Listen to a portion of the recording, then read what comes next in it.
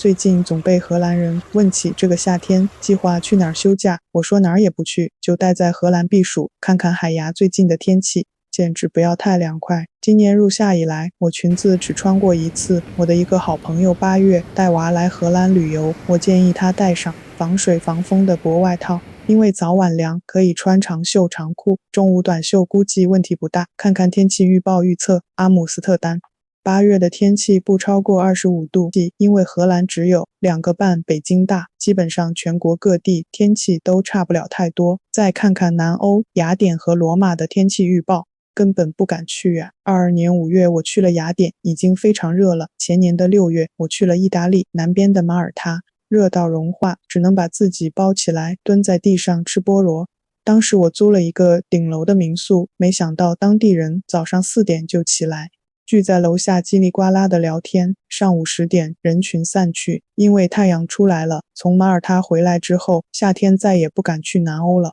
荷兰这夏天清清凉凉爽爽的，多好呀！欢迎大家来荷兰避暑，当然北欧的夏天也不错，但比荷兰贵，而且荷兰夏天各个城市的各种类型的活动都非常多，除了逛博物馆、参加音乐节，还有很多好玩的事情可以做，男女老少都能找到适合自己的活动，或者就坐在运河边发发呆也很惬意呀。爽爽的荷兰欢迎你！喜欢小雅的话，记得关注、点赞加评论，爱你。